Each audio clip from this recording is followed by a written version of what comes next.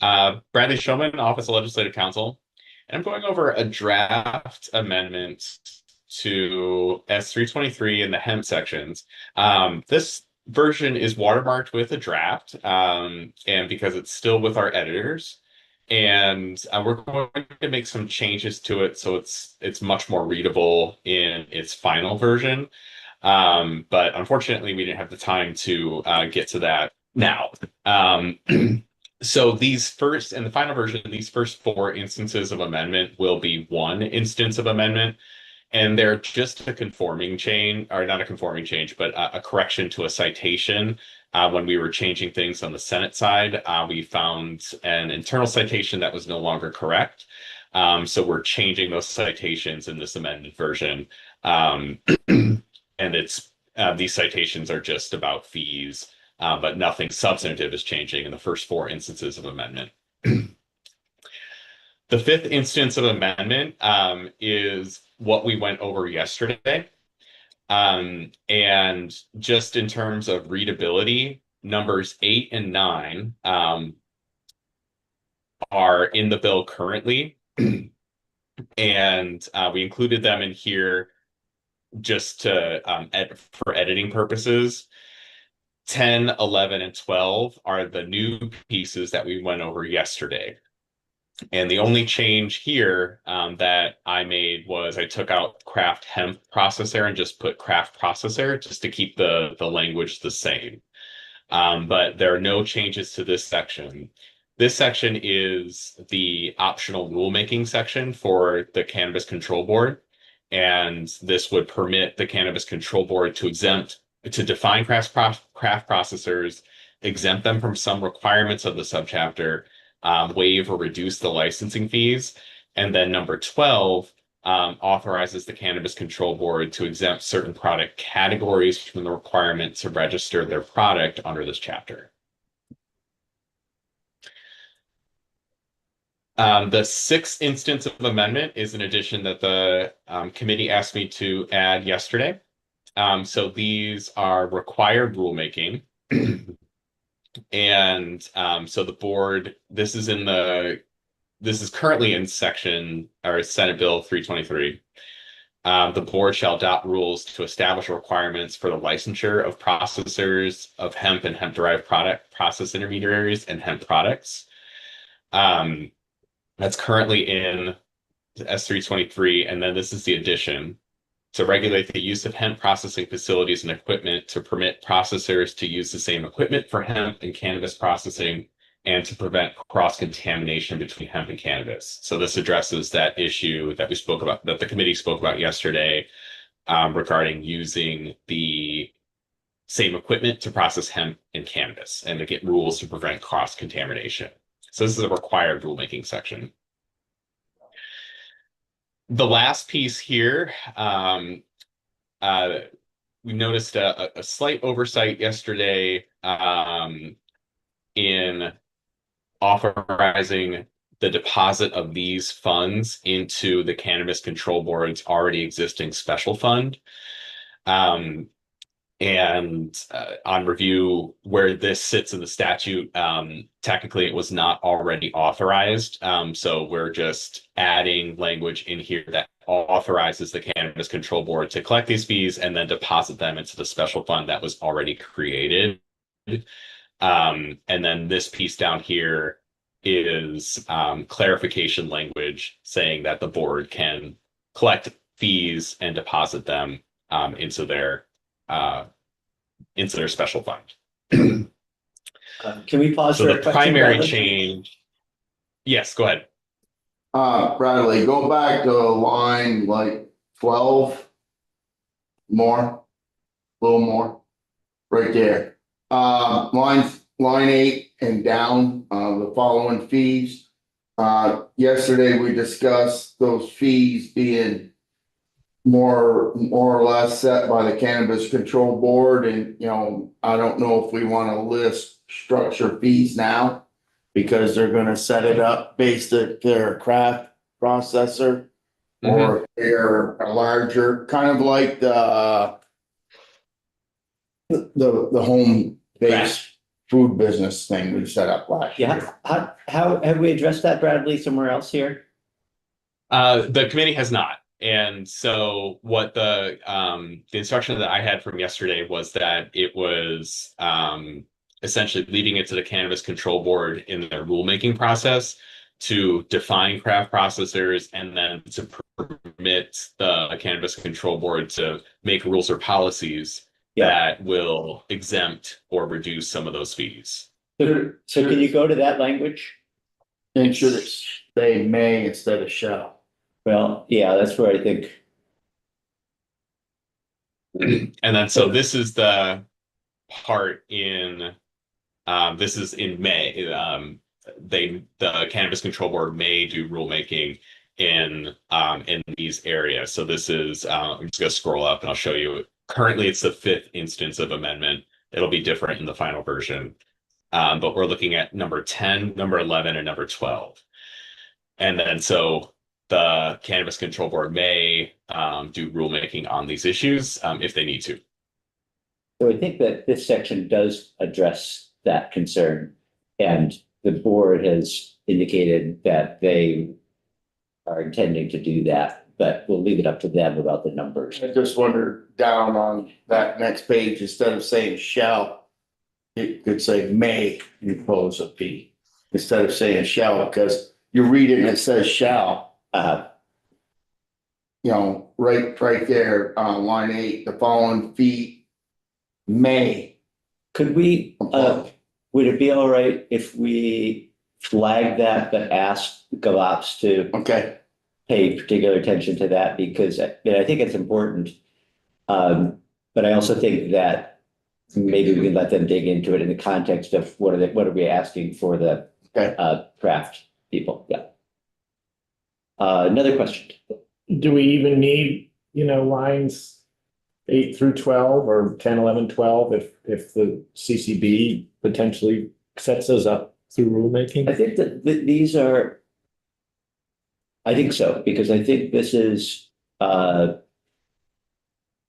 independent of the craft sector. Yeah. These are numbers that they've already come up with. So I would say, let's not mess with them. And then do a carve out. Yeah, yeah. So this is just an amendment, right?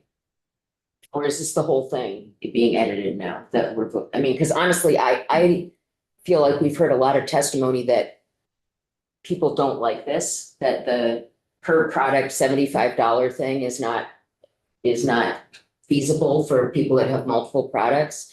It's logistically complicated for them and expensive. And that the $500 rate they thought wasn't fair for producers. So right, So like for me, like I don't really want to vote and say, yes, the rest of it is okay, but like I kind of don't get why we're leaving that when we've heard so many people say that the small producers that we're trying to protect say that those details are not good details. So I guess I would be with whoever just said, maybe we should just take this out and let the Cannabis Control Board do it. And they've heard the testimony that we have too, and hopefully they'll be reasonable with them. so I think we've tried to address that in the other language that says for craft producers. So for the people we've heard from, all of whom I think we would describe as craft producers, Yeah. that we want the board to come up with a different schedule. This is the schedule that would apply to everybody else, the big producers. These are the non-craft producers. Yes, yeah. And just to clarify, the piece that I highlighted on the screen here is currently in the bill. And so this has not changed. It's this piece that's being added, which is just about the special fund, so they can actually deposit and use the fees. And these fees were generated by the Cannabis Control Board. It is possible to take the fees out entirely and delegate that authority. There is the risk that the Cannabis Control Board might come up with higher fees. So that is a possibility as well, that fees that might not be satisfying in that way too. I mean, I guess I wonder in particular about the per product one. I mean, we talked about that some more yesterday too, but it seems that every person who produced hemp products said that that is cumbersome and they would rather have a higher fee somewhere else instead of having to re-register their CBD lotion every year or something like that. I mean, do we have to include that? Or is that do we think that that's the best because we're gonna have a glut of products coming from outside of the state and we can charge them also? I think that right, just thinking back to the witnesses we had, the testimony we heard, it was really only from craft producers. So we ran into and heard objections to the fee structure from that group of people who we are, I think, addressing in the other language. So would Sam, who has 30 employees, count as a craft producer? It could, yeah. Yep, I mean, Because he said he has 28 products, I think, and Yeah. he was saying how cumbersome that would be. yeah, And so having we, a higher fee would be more reasonable. yeah, and so the solution that we are proposing here, that this proposes, gives the board in rulemaking the authority to say, to look specifically at all the businesses that are here in Vermont and say, we're going to carve out a separate section for them. They still need, in order, so we haven't really heard too much about this, but the board is taking on new oversight of hemp that it hasn't had before. They need they need some sort of revenue to cover that. So that work isn't paid for out of the general fund, comes from out of these funds. So that's, they've, tentatively proposed these fees. One FTE, What's that? one FTE. Yeah, yeah. Representative Lipsky. Thank you, Dave. On Michelle's point, and that I recall And I, discussion. If you change that to products, plural, or their range of products, or that would imply that if they had, I don't know, what, apricot flavor or apple, I don't know what the stuff is, but that might encompass a one fee as opposed to a dozen fees. Well, I think that there are instances where they want to be able to charge $75 for every different product because they want to speak for them, but I think that's intentional. That's I think that's intentional, but they also understand. Bradley, I know you need to go. well, no, yeah, and there's just a couple of pieces of advice that I do need to give the committee, Sure. if I may. Yeah. So the committee should be cautious about designing fees that favor in-state versus out-of-state business. And it should design fees such that it does not discriminate based on interstate commerce. And so there is a potential of violating the United States Commerce Clause if we design the fee structure such that Vermont businesses pay one fee and out-of-state businesses pay another fee. So it's definitely helpful to be mindful of that. And two, this bill does not define craft processor. And so it does leave up to the discretion of the Cannabis Control Board to define what that means. It could mean a processor with 30 or fewer employees. It could mean a processor with 10 or fewer employees. I think we heard testimony on both of those possibilities yesterday, depending on what the market looks like. So the bill is designed right now to give the Cannabis Control Board flexibility to define those terms. If the committee has a different vision or wants certain guardrails or guidance to the committee, I think the committee or to the Cannabis Control Board, I think the committee should put that into the bill. All right. Thank you, Brad. I know you need to go, so I'm going to say we're going to just have to table this.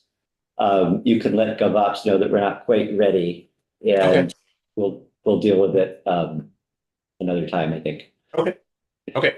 Can I tell GovOps kind of the general idea of some of the amendments? Sure. Yeah. Great. Okay, I will do that then. All right. Thank you very much. And we'll continue this later. All right. Thank you. Thank you, Brad.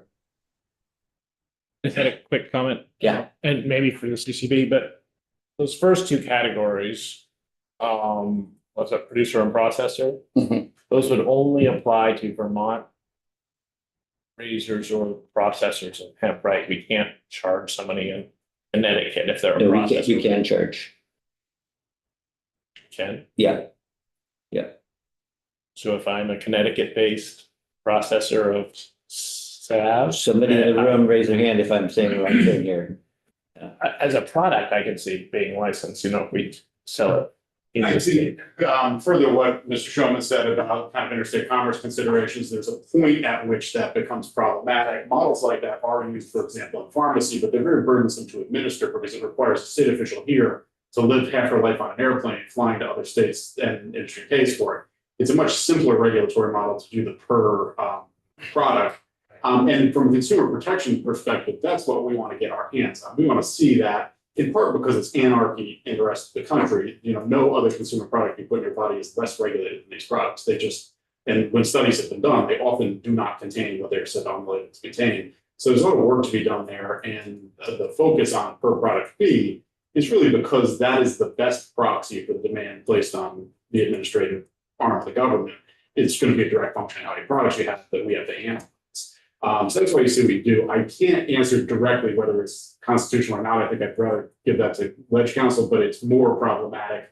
But where I'm going is it's sort of administratively also not desirable to us because we'd have to almost have another FTE who flew around all the time. And Kyle Harris for the record, Cannabis Control Board, just put a finer point on that. The processor fee that you see there, that is for folks that intend to manufacture products that have a footprint inside the state of Vermont. We think product registration, and again, it's the same fee whether or not you're an out-of-state business or an in-state business for the rationale that Legislative Council presented to you.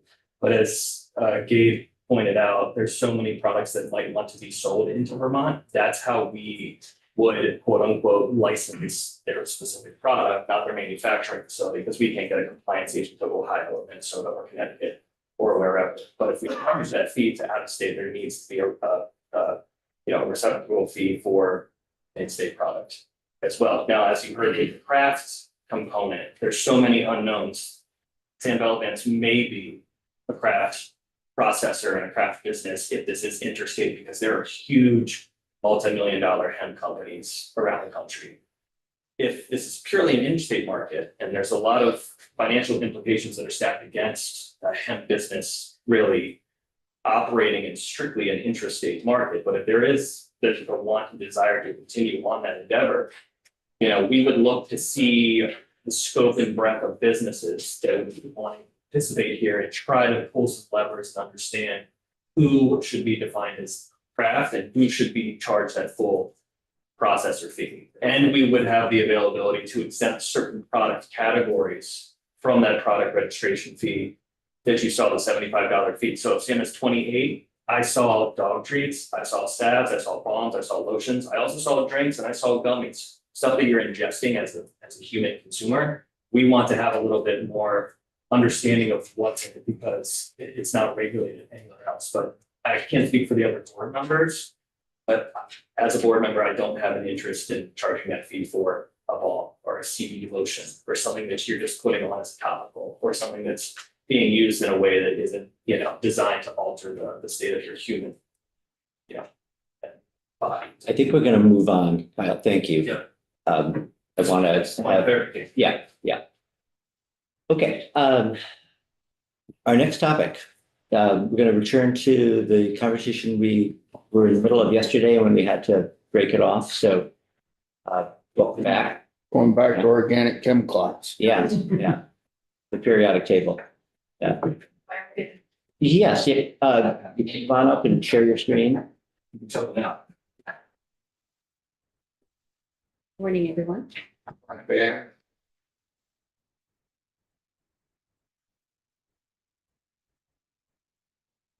I did some looking up. It's one question from yesterday. So I have a note.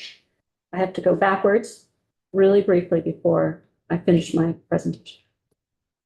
It was someone on this side of the room mentioned Paraquat data call-in. Was that you? Yeah. Okay. And the question is, what does EPA do if there's a data call-in? And I was really hoping that I would be able to go to the CFR and find when EPA puts a data call in, if the manufacturer hasn't responded in 18 months, these are the decisive steps we take. And the reality is that it's not defined like that. I spoke to Stephen Dwinell briefly yesterday, and he's like, they'll cancel it. And we actually do have an example of that happening in Vermont. A year and a half ago, we took action a little bit before EPA did, but there was chemistry that was of concern for pregnant women. EPA put out a data call in, and we were concerned about the human health effects about the data call in. And so basically what will happen is that the move that EPA has is to cancel. That is what if they do not get the data that they have requested formally, then they will most likely cancel. But it's not like there's a timeline that I can give you. And often it will be existing stocks will be allowed to be, like, it just totally depends on the circumstances of why EPA is trying to cancel the pesticide. And I have an email slated to send to all of you for follow-up links. And I have the link to the EPA webpage that talks about that. And they have a list on their webpage of things that have gone through this process where they've been canceled and what the specific details are of that cancellation. But sometimes existing stocks are allowed to be used. With the Dacthal from last year, EPA required manufacturers to go out and pull all remaining stocks from the nation and have them returned to the manufacturer immediately. So there's just like the whole spectrum of what EPA will do, and it's based on the risk of that. Yeah, can you just say a little bit more about what a data call-in is? Yeah, so I think you had mentioned the neonics, and if we had known now what we did then, would we be where we are? And my response was that every 15 years, EPA picks up each active ingredient and does a re-registration review. If any sort of scientific information comes to light, and it does not necessarily have to be tied to that 15-year cycle, but if EPA gets credible evidence that something that they based their risk assessment on is in question, they will review it. They will reach out to the manufacturer that's responsible for that registration and say, we need more information. In paraquat right now, the question is volatility, because we have seen 2 or 3 times now over the last 40 years, the volatility seems to be increasing in terms of what's been reported. So now they've asked the manufacturers, hey, what is the volatility? So the data call-in is just the formal mechanism. It gets published in the Federal Register, and the registrant has a certain amount of time to provide those information back to EPA. But sometimes those are long, a volatility study may not be that long, and manufacturers could do that quicker. But some of these other studies would be like a whole life reproductive assay. So you need like to expose animals for 2 years in order to get the number you want. And so it's hard because it's not like EPA asks this and you have to deliver your data in 6 months. It depends on what they're asking for. I'm confused also why the EPA would ask Syngenta for a data call in on, say, volatilization and rather than any scientific source. And I think that has to do with who submitted the initial registration. So that it gets into out of my area, but there's a lot of detail from the registrant's perspective of who's kind of like the owner. The first person that submits that registration to EPA, they bear the onus of that registration. But then when it goes past the patent lifetime, other people can start manufacturing it and they can't control. And then there's like a whole section in FIPRA on who gets to pay for what and who's responsible for what. And that's the really boring stuff that I don't pay attention to. So, I mean, I think it just has to do with money and who's responsible. Okay. But on something like glyphosate now, but it turned out that some of the research was faked or right. So would that trigger the same sort of data call-in? Glyphosate is its whole, like I said, I wanted you guys for a day on PFAS. I mean, like I would spend a week. We would talk about glyphosate. Yeah. And I think the reason EPA wouldn't really, there wouldn't be a lot of change on that one study being revoked is that glyphosate is like one of the most studied chemicals in the world at this point. Next to DDT, you probably won't find more papers. And so I think what has happened is that one study has kind of just been dwarfed with other studies. Body of science. So like when the EU did its review of glyphosate a couple of years ago and they fully reauthorized it, their cancer assessment alone was 19,000 pages. So it's like you cannot underestimate how many documents have been written about glyphosate at this point. All right, let me join. Stop my chitty chatter. And Representative Bartholomew, I sent you an email and my email got rejected, so I have to resend it to you. I apologize, I didn't have time to find your proper email address.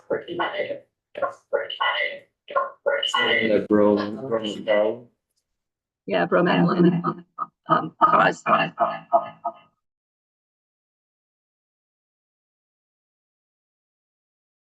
Okay.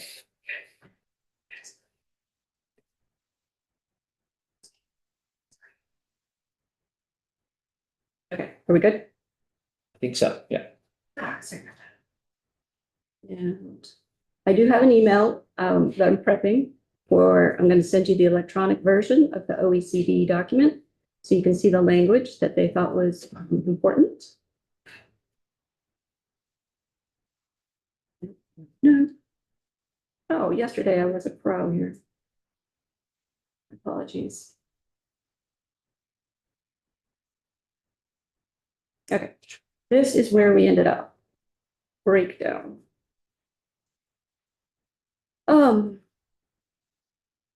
Actually, I'll show you. Yesterday, I ended on this slide where I was making the point that a pesticide product in use today is not allowed to have PFAS in it. There are some there are some active ingredients and inert ingredients that can be fluorinated and meet the definition of PFAS according to different definitions. And if they're in a product, EPA knows that they're there and that they have approved that use in that scenario. But that any of those long chain PFAS that we know to cause harm are not allowed in pesticide products. So this would be just because we heard it today that there are different definitions, we've heard this several times now, and that the one definition is very broad. The EPA's definition is much more narrow. Is this the EPA's definition of a PFAS then? Yes.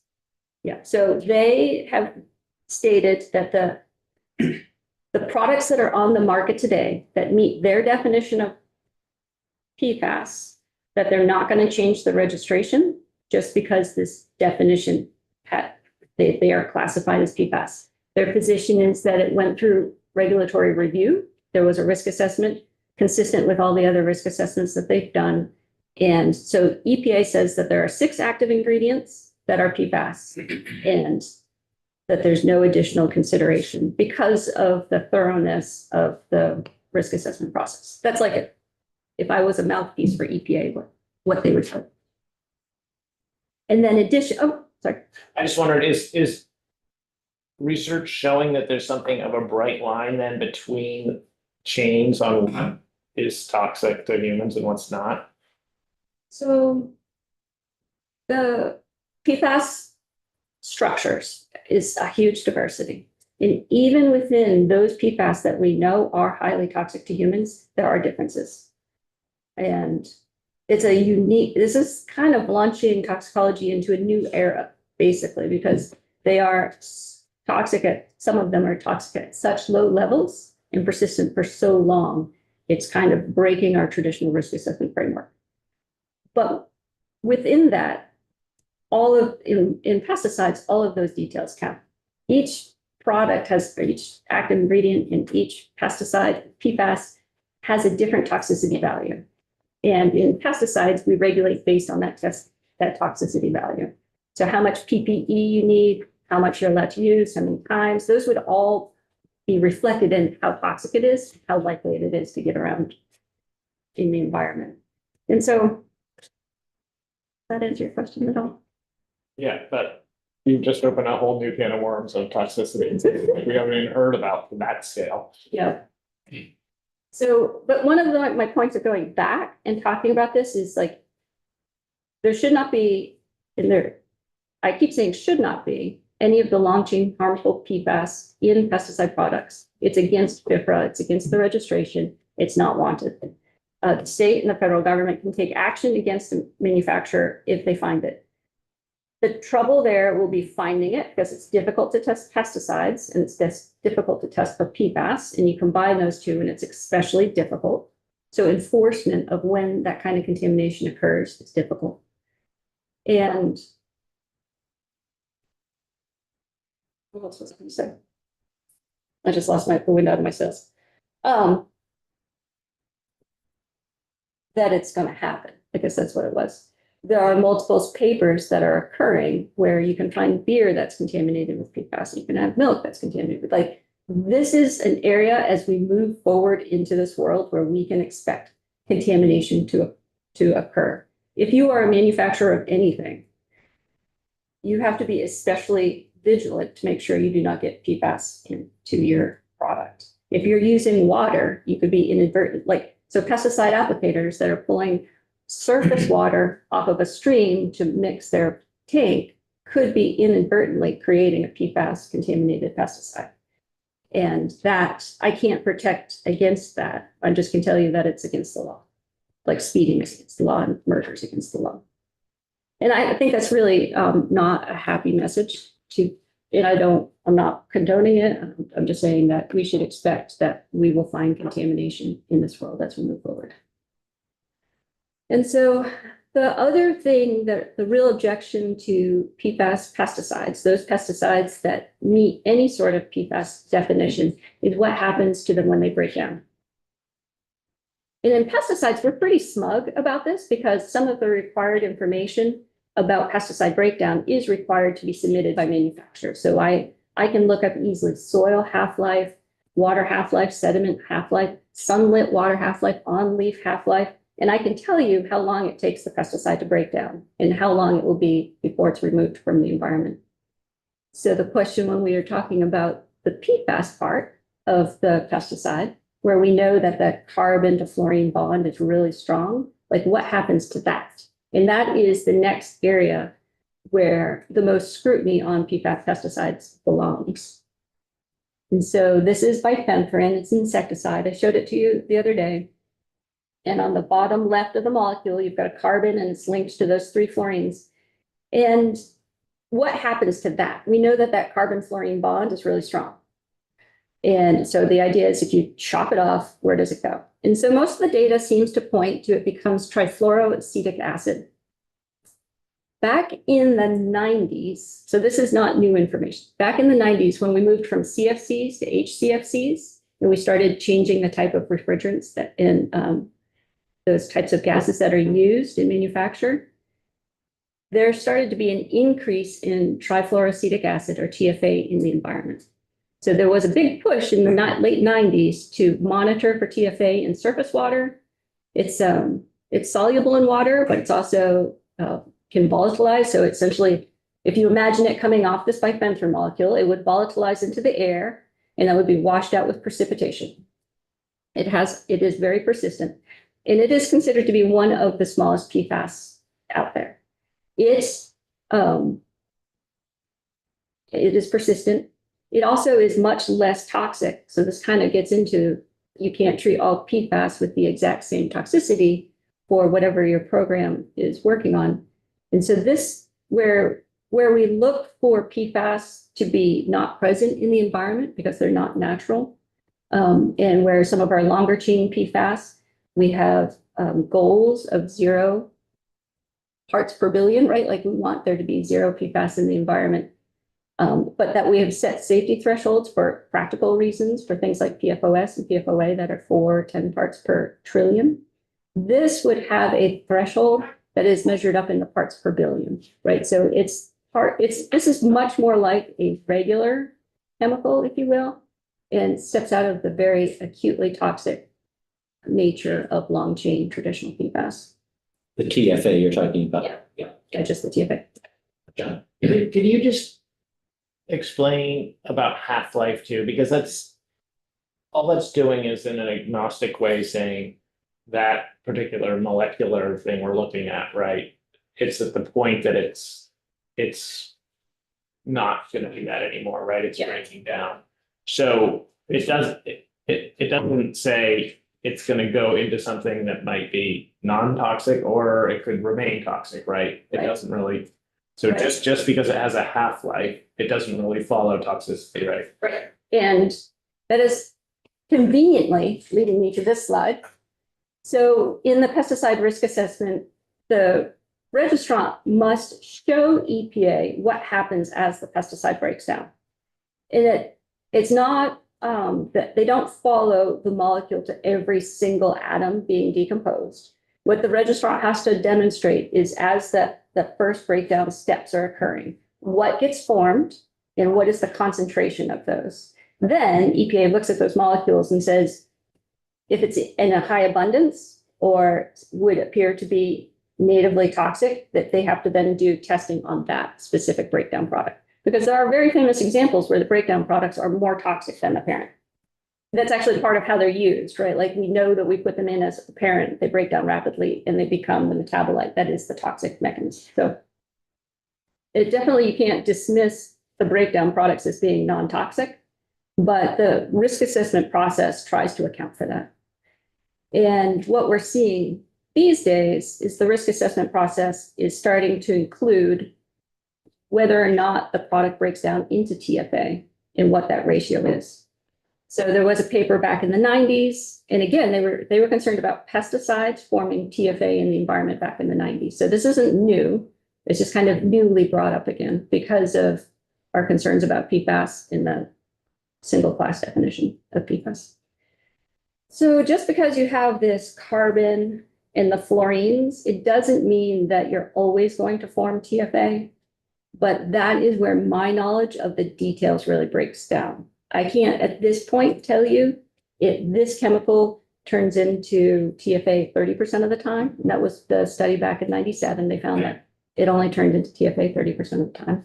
And in others, it was 100%. So I feel like this is an area where registrants are going to need to start providing more information. You should also know that in several of the member states in the EU, Germany, and I think the Netherlands have moved to prohibit.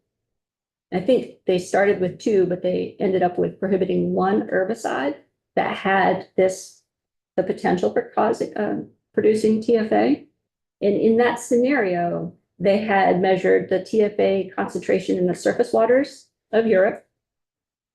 And they were looking at the degradation of a specific herbicide in an area with intense agricultural use. And they decided to ban that herbicide to limit the TFA generation in that area. And, okay, I wasn't sure if that was the look to the chair. So that is out there. And currently in the state of Vermont, we don't have data on TFA concentrations in surface water. I found a paper looking at TFA concentration in rainwater from the 90s, but that doesn't tell us surface water concentrations today. It's thought that TFA concentrations have been going up over time, specifically related to heat pumps and those type of fluids. And when they break down, that's the major source of TFA in the environment. It's thought to be about 80 to 85% of the TFA in surface waters has to do with refrigerant fluids. And so pesticides are a component of it, but not the majority of it. And heat pumps are a likely or more likely culprit because they're outside rather than inside. I think it's the volume of use. And this is a total anecdote, but I have, every time the word heat pump comes up, we had to have our heat pumps reinstalled after some construction. And I happened to be walking by a window as the technician was like spurting like refrigerant across my lawn. And I was like, okay. And I think it's those, you lose fluids over time. There are leaks, they have to be repaired. And it's those fittings and the movement of that fluid that I think is causing it. They don't last forever in their use. Representative Lipsky. Yeah, thank you, Doctor.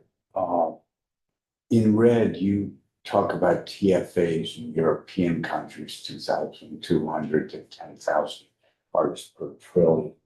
Oh, yeah. That's pretty extraordinary.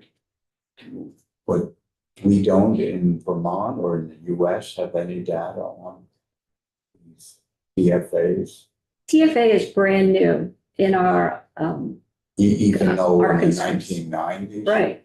Well, so, what happened is people were worried about TFA. It's toxic at this kind of like part per billion concentration.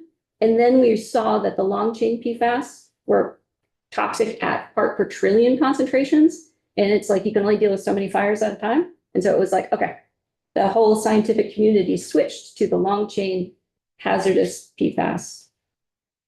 And, this remains out there. And also the concentrations in the 90s were not as high as they are today, right? So it's just, But the European countries, the EU focus on it. they have picked it up. So there are no US standards, like at the federal level for TFA. There's not a drinking water standard. And as far as I'm aware, the state of Vermont does not have a TFA concentration threshold. Yeah, So because companies are not specifically manufacturing TFAs, you can't trigger a data call-in with EPA. I don't think that's true. I mean, if the EPA has a concern, they could. Again, I think there's still, it's an issue of the concentration at which it causes harm. And in the context of a risk assessment, that I don't know, obviously it would get there eventually, but often if the breakdown product is less toxic than the parent, and then EPA is like, well, it's less toxic than the parent. And, these are all being very specifically, they're economic poisons. And a lot of people think that's a cheap knock at pesticides, but I think it's a very appropriate way to look at pesticides. We are purposefully putting chemicals in the environment to destroy some sort of pest, right? Like that they're intended to kill, and they are dangerous. Like, they have to be regulated carefully for that. So, and the other thing that kind of has happened that I do want you to be aware of is there's a group of folks in the EU. It's kind of like a small vocal minority, and I think it's worth knowing and listening to. But it doesn't represent US policy or anything like that. But the idea that in risk assessments don't, again, PFAS is breaking how we look at risk assessments. But this group in the EU is calling for us to regulate based on persistence. And TFA would fall into this group. If you have something with a half-life of 5,000 years, or whatever it is, like that doesn't fit in with how we typically look at chemicals. And you had mentioned the question about half-life, and I don't think one of the things I think is helpful to know about with half-life is, so we looked at what cypermethrin had a half-life of 22 days in soil. So you put a pound of cypermethrin, that's way too much, but you put it in the soil, 1 acre, and 22 days later, you're gonna have half a pound. And then another 22 days later, you're gonna have a quarter pound. And so one of the rules of thumb you can use is 5 half-lives, and you've lost 96 or 97% of that product, and it's gone, right? Like it's for most purposes, it would be at such a low concentration, it wouldn't be causing any problem. So when you think about half-life, it's useful to just multiply that number by 5, and it's like, that's how long it takes it to disappear.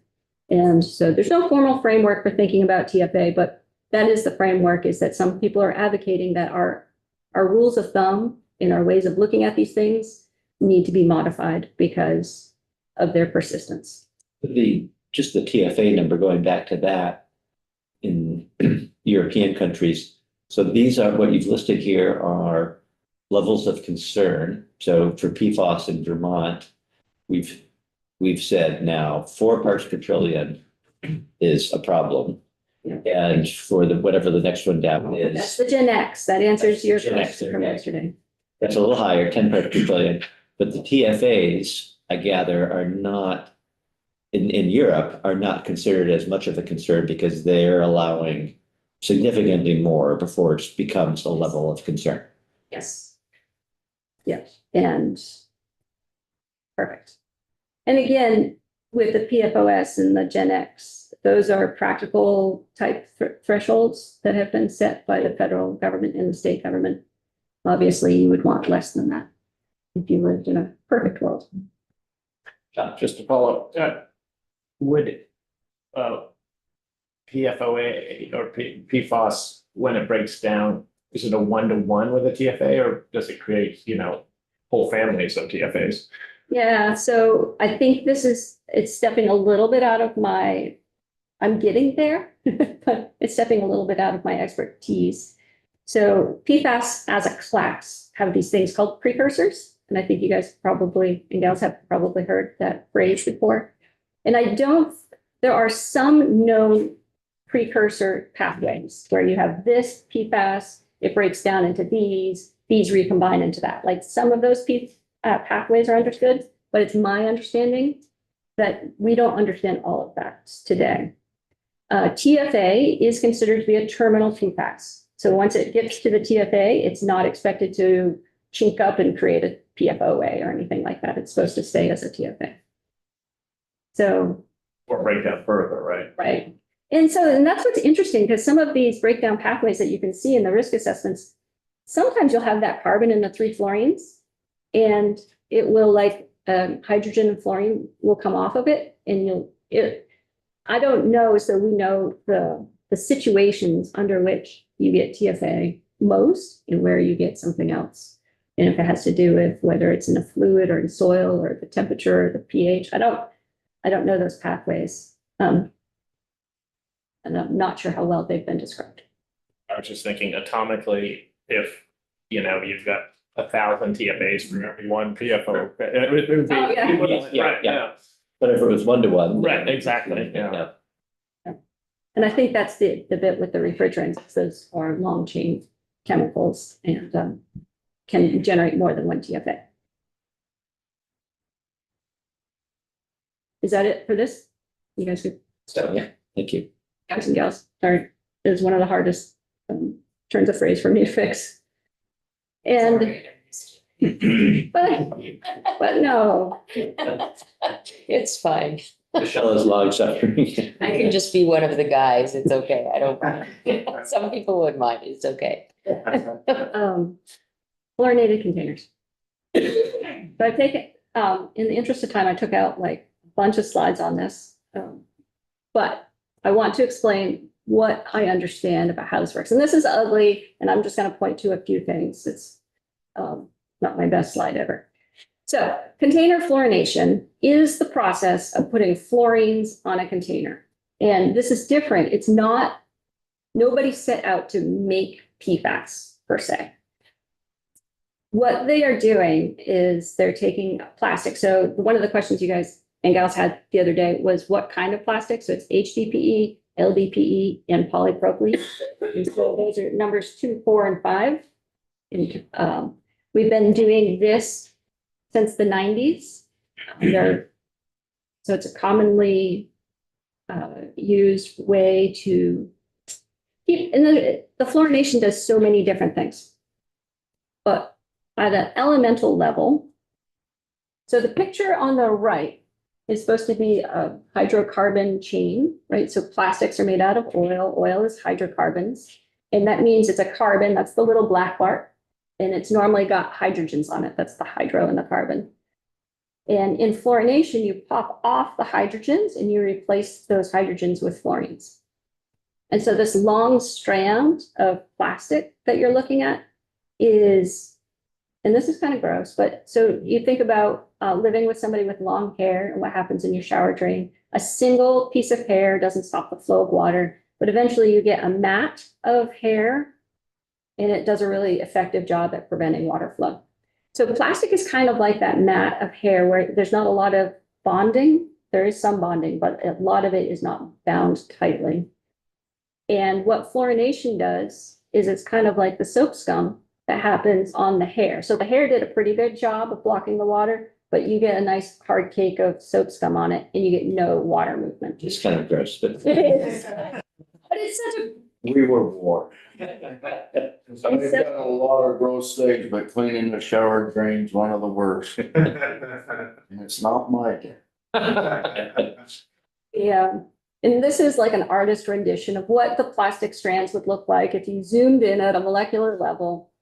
And you can see you've got these little gaps. So we think it's solid, right? Because it keeps water in, but the reality is that there are small gaps that oxygen can get in and out of and smells can escape. So we see these uses where we're trying to keep the contents of the container fresh and where somebody's trying to keep the odor in. Those are kind of very generically where you would start to see these. There's been a bunch of litigation where EPA tried to move to prevent this and they lost their court case. But they're taking steps to move towards fluorination not being able to produce PFAS in fluids. But part of that litigation, we saw a lot of redacted paperwork, and it really did show that we have fluorinated containers in all parts of our lives. So it's our cleaning product containers, oil containers are the two that get mentioned a lot, and pesticide containers. And so this was found out in pesticides. And let me just double check. Okay. And it really took our industry by surprise. So This is not a chemistry question, but when I first heard the phrase fluorinating a container, I imagined some like an assembly line of containers and somebody blasting some fluorine into each one. And then it moved on and it was either heated or just air dried. And is that what this is, or is that completely wrong? And that's the movie I took out. But basically, you buy your containers as a pesticide manufacturer, you send them to a company. They put them in. These steps are important because the FDA, after the kerfluffle happened with the pesticide products, FDA stepped out to say to their manufacturers in the food industry space, there are rules on how you must fluorinate. So you've got the right concept. You put the container in a vacuum chamber, you extract all the oxygen and nitrogen. And that's an important step. Otherwise, I think you lead to the generation of PFAS more readily. And then you put hot fluorinated under pressure fluorine gas into that chamber. And it produces a container, often the very slick plastic that you felt, that's an indicator that it could be fluorinated. You can get it fluorinated at different levels depending on the contents. One of the things it does is it creates, when you go, you change pressure in your container, it wonks in, it creates a more sturdy container. There's no rule in pesticides that you must use fluorine or fluorination process. The registrant must tell EPA how they're going to containerize it. They must demonstrate that the container meets the needs of safety and that it complies with the Department of Transportation rules, but there's nothing that specifically says a pesticide manufacturer must use fluorination process. The company there's basically one big company that does this in the United States. They have said that they have changed their process and they have published a paper that demonstrates you can put things into their container, even if it has been fluorinated and it does not produce PFAS residues in the whatever the contents are. That's what the industry says. I don't know as though that's been independently verified. Just a chemistry question. So sometimes they would fill up a 5-gallon thing of gas, put it in my car. There's no spill. I have it's airtight top. Yeah. On the way home, I swear it's spilling. So it's like, even though it's not leaking any liquid, there's still atoms, volatilizing, I guess, and getting out of it, right? So that's what fluorination, depending on how much fluorination you're using, you can potentially stop that volatilization. But I also wonder,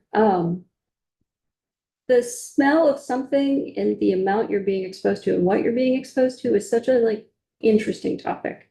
You're definitely being exposed to something, but whether or not that was the contents of the container coming out, or it was like a minuscule drop or something that got caught on the thread and then volatilized.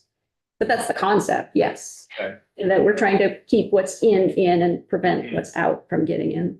It's like to lower your windows when you're driving. Yeah.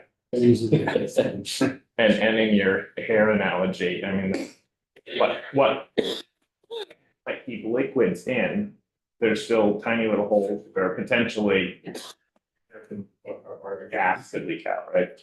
And so one of the things that fluorination has done that we've heard is that allows manufacturers to use thinner plastic. So less volume overall. So you can, so it kind of gets to your question is you just make it thicker and you're going to prevent more of the transfer. I'm looking at your slide with the periodic table and the picture that showed the fluorine, carbon bonds. The fact that you made that bond, does that make it by definition PFAS? It makes it an organofluorine. And the PFAS definition, the heart of what OECD wants is for the carbon to be bound to fluorine in all directions or bound to another carbon. So here, if you had the carbon with one fluorine and one hydrogen, that would not be PFAS because you can't have the hydrogen bonded to the carbon and call it a PFAS. So it really has to do with where the hydrogens are and where they're not in most molecules. When does it become PFAS? And if that isn't PFAS, then why does it then get into the liquid and become PFAS? No, there's an element of mystery because PFAS is more than just the carbon and the fluorines. You still have to have a polar head group. And I will launch into my story and come back with the same question because I think parts of this, if what you're getting at, a number of years ago, so about 2020, Dr. Kayla Bennett, who has testified in Vermont multiple times, had PFAS in her drinking water. She lived in Massachusetts and it's surface water. And she knew that the mosquito spraying happened in her watershed and she was concerned. So she got a sample of what the mosquito district was using, sent it off for PFAS analysis and found PFAS. And this was like really big deal in the pesticide world. And the state of Massachusetts and EPA did an investigation and the manufacturers like, we're not using PFAS. They checked with their vendors. We're not using PFAS. EPA visited and they essentially did an assembly line. They took samples all the way down the assembly line and found no PFAS in the product until it had been put in the container. And that started an evaluation. And in the end, they found these PFAS in the pesticide product. This is Anvil 1010. There's so 8 different PFAS. Look, PFOA is on this list. So to get to your question, it isn't just that you fluorinated a container and you created a long chain of carbons and hydrogen, fluorines, but you also got the exact polar head group onto that molecule and created PFOA.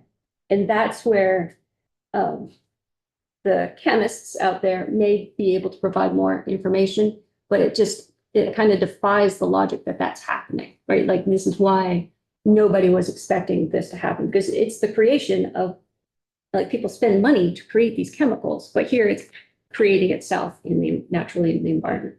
This was the leaching. Yeah, so all 8 of these were found in the leaching of the Anvil 1010 product.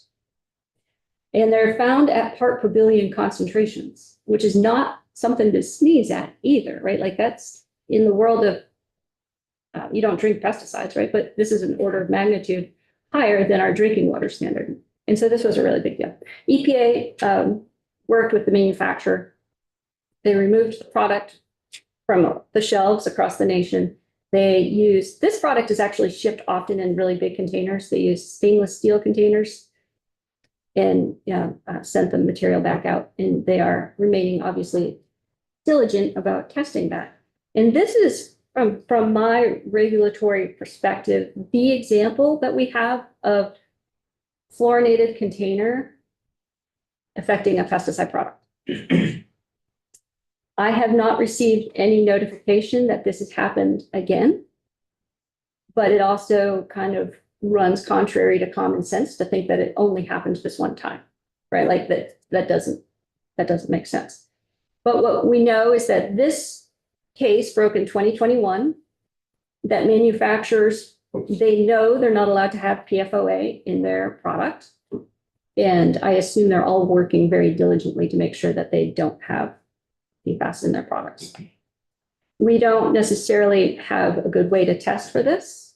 And this is part of my presentation in a bit. A lot of stories come out now and again. We found PFAS in this, or we found PFAS in that, and they can't be replicated. And that's a problem for us in terms of enforcement. Yes. Just a quick clarification. So the lining had organofluorines in them, and when they leach into the pesticides, they created PFAS or some long chain. Somewhere in there. You took, No one still knows. well, and I'm not like an organic chemist. Yeah. And I honestly think that this chemistry is understood. And it was understood when they started fluorinating, right? But it's some obscure detail that nobody cared about. Because part of what has changed in the world since this started is our understanding about the toxicity of PFAS, right? Back then, it was okay. We were measuring stuff in parts per million. We weren't worried about parts per trillion in the 80s. So like the world has changed in the amount of time that this has been going on. And we have a new standard. Check. I just thought, and they pulled all this stuff off the shelf, what hole in the ground did they bury it in and where? Right. No, disposal of recalls is not insignificant. And that's often why they get used instead of just buried. The concern then is like, well, how many pesticides are being put in fluorinated containers? The old number that we got from the Ag Container Recycling Council back in 21, 22 was about 20 to 30% of all ag plastic. So they're a company that collects HDPE containers from growers across the country for recycling. And this includes more than just pesticides. It could include like a fertilizer container and whatnot. So it's been a number of years, and at conferences, when we talk to the manufacturers, we have heard different things. And the next two things are total scuttlebutt. So they're in quotes for that reason, right? Like, so it's all products. One manufacturer said our product is too important. We make sure all of our containers are fluorinated. And another said, that's too expensive. There's no way we're going to do that. And so the joke that I like to say is I can confidently tell you somewhere between 0 and 100% of ag containers are fluorinated. And that's just not something we know. We don't have really authority or the mechanisms to collect that information here. The state of Minnesota, with their ban, does collect this information. If you are using a PFAS pesticide in Minnesota, the registrant has to tell you whether or not the container was fluorinated. But those data aren't available to us yet because they haven't started that data collection yet. The state of Maine required manufacturers to sign an affidavit attesting to whether or not the container was fluorinated or not. And those data are also not available to us. So I honestly don't know how many pesticide containers are fluorinated today. When you talk about 20 to 30% of ag plastics, you referring to round bale wrap and the bunk coverings? No. I think ACRC statement would refer only to what they collect, and that's HDPE, and it's the containers. So they're really specific. It has to be really well washed. I think it might go up to the tote size, but it has to be HDPE. And totes are, if kept in good shape, or recycled. In and amongst the chemical industry. So when I get done using a tote, I wash it, I clean it, I seal it back up, and I send it back to where I got it from. And they're refilling it and labeling it to use again. That's awesome. It's like not the story of most plastic. I understand that's the glory of totes. And, the pesticide industry actually does some of that extended producer responsibility. They fund ACRC for the collection of those HDPE containers. Now, on the really big totes, often you can find a mark on it that will tell you if it's fluorinated or not. But it's up to the person purchasing the fluorination service if they want that mark. Minnesota has prohibited fluorinating any kinds of packaging. They're not. From what I understand, in pesticides, you can still use a fluorinated container for your product that has PFAS pesticides in it, but you must tell the state that that container is fluorinated. I don't think it's a prohibition. And what happens in 2030? Because we banned PFAS and, fluorinated containers, I'm pretty sure we did, didn't we? For some products, but I'm not sure that applies to these products. Okay, so we haven't made a, Maybe we can Okay. get the Do you lawyer. remember the chlorinated container? We got a couple people who wanted to speak on this. Maybe one who doesn't. Steve probably related to agriculture. I don't think we've banned anything that contains pesticides.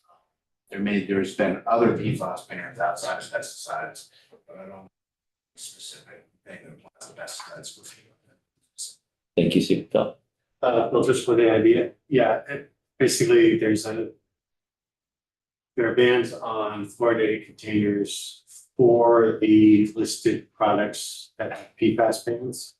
So like food packaging or the ones that Michael Grady went through with you guys earlier this week.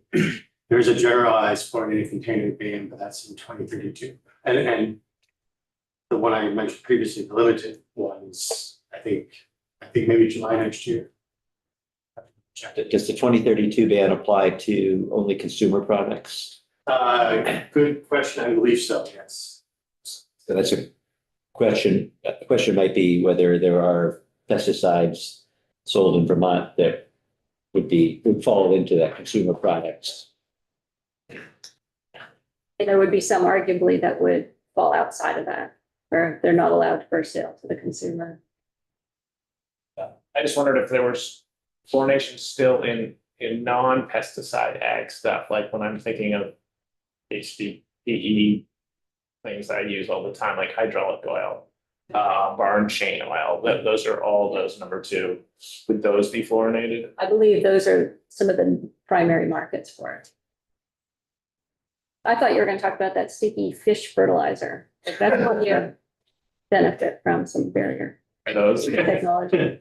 and are there PFAS and wasp and hornet spray that allow it to fly from here to hot funds, Steve, and to kill wasp and hornets? So you remember there was the inert that we talked about Yeah. yesterday? That is considered to be a PFAS under some definition. Yeah, okay. And so that's an inert. So also when you think about any container or like the flea collar, if Yes. the plastic is considered part of the inert. Yes. So every part of those, or a cattle ear tag would be another one.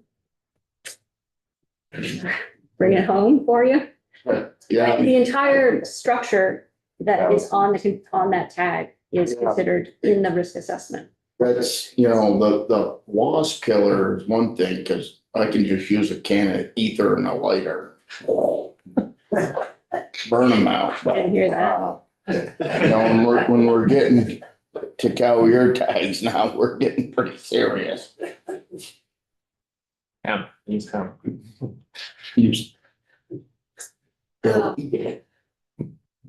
I kind of brushed on this a few seconds ago, and I'm uncomfortable criticizing folks. Dr. Lassie worked on his dissertation, actually at the same place I got my PhD.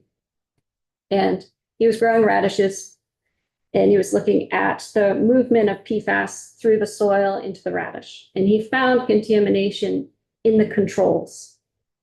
And was like, heckin', that ruined a good time, because it's his dissertation, right? He wanted to graduate. And so he was working in conjunction with the USDA on their facility. He went through the cabinet and tested every single pesticide that they had for PFAS. And he found really high levels of PFOS in 6 out of 10 insecticides that he tested. And so when this paper came out, it made a really big splash, because that part per million concentration of a PFAS, that's like active percent use. That is not contamination. That's a really high concentration.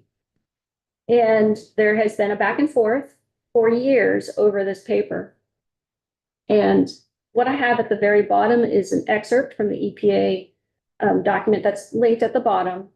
And basically EPA published emails between Dr. Lassie and EPA, in which Dr. Lassie says to EPA, I retested this. I could not find the PFOS. I sent it to 2 of my friends' labs. They could not find PFOS. I have written to the journal to have the paper retracted.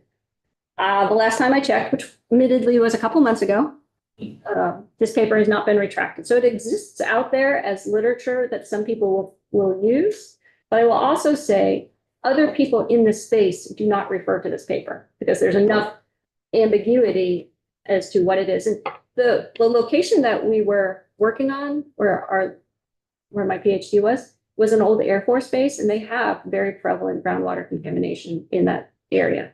So there, between the method that he used and the likelihood of contamination, that could be what was going on, but we don't. What did the paper, the now discredited paper claim or let's try to establish?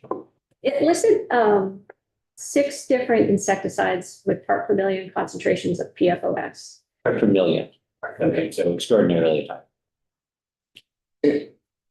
And when you do a study like this, to validate the study, other PhD scientists or whatever try to replicate the study to get the same results.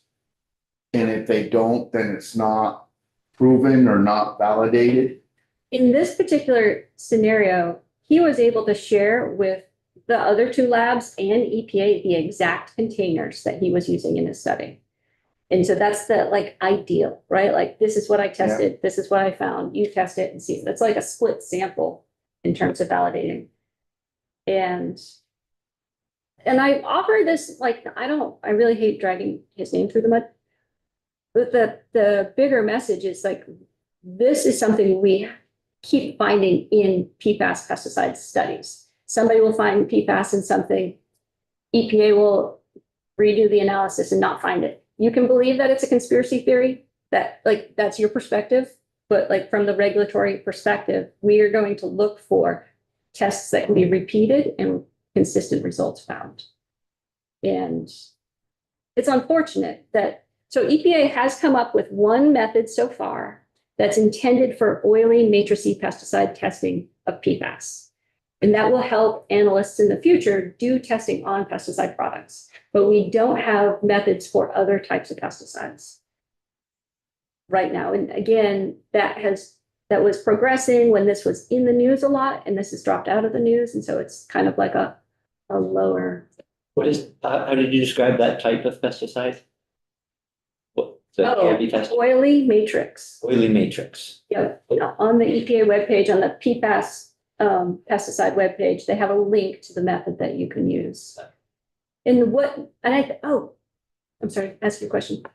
Well, I'm curious, I guess, about how whether pesticides are generally of the oily matrix type or not, or are there lots of other types? Yes. Is that an obscure type? No. That oily matrix test was done because Anvil 1010, that product, it's a pyrethroid insecticide that does not dissolve well in water. So you often have to use something else. So you'll see that on the container of those, it will say contains petroleum distillates. Essentially, it needs oil to, be used in water. So. Diesel fuel. Yeah. Did Dr. Left say he got his dissertation in, but did he ever get his diploma? Oh, yeah. Yeah, the kerfluffles erupted years after he was out. He became famous or infamous. He may have actually testified for Vermont. I don't know. He's been testifying on PFAS stuff. Sounds like he's tried to have the paper retracted. He's not the only author on it. And so there were other elements of the paper. So, and that's what I wanted to get back to. Yesterday, we were talking about the numbers of chemicals in different chemical classes. And the other day you had heard that there were like 1,500 PFAS that fit the TSCA definition. I can't remember, the representative Burt mentioned it. And that, I think, was ANR talking about what can be tested for in the class of PFAS, in the class of PFAS.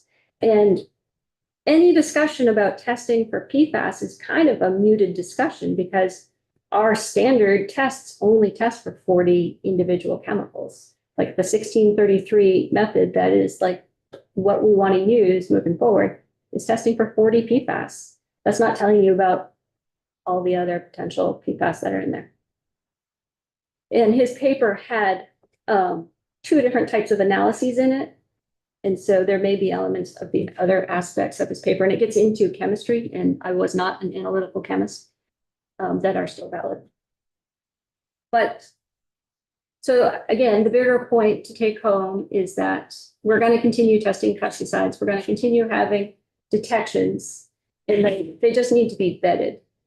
And it's not that we're not going to find things. It's just that when we find something, we need to make sure that we're looking at good data. There's been a couple of cases just with testing for PFOS in animal milk, where this happened in Maine. They tested cow's milk and they found PFOS at this concentration on one farm. The same farm, the same fields, they tested goats and they had PFOS concentration that was many times higher. And it was like, what's going on with goats? And it wasn't the goat, it was actually a bile acid in the milk that was present and threw off the analysis.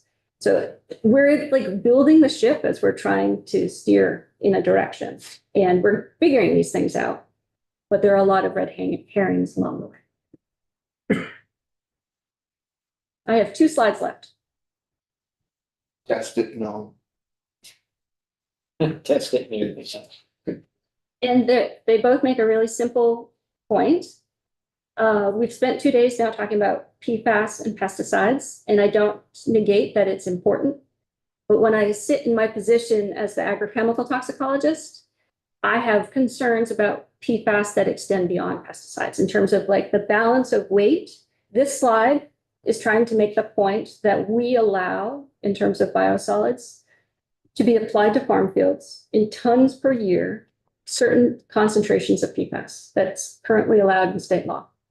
If we use that Anvil 1010 story, the maximum rate that you can use that product in a year is 0.6 ounces per acre per year. And it was contaminated at a 0.2 part per billion level total PFAS. So if you added all 8 of those PFAS together. And so the total concentration is lower than what we allow with biosolid residuals. And the volume that is allowed to be used is vastly lower.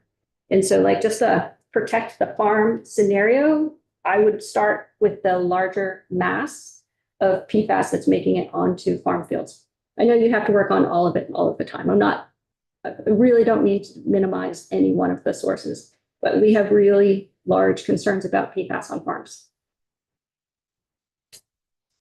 And this is a little different. So this slide is a publication. The DOI link at the bottom will get you to it. It's Glug et al. 2020.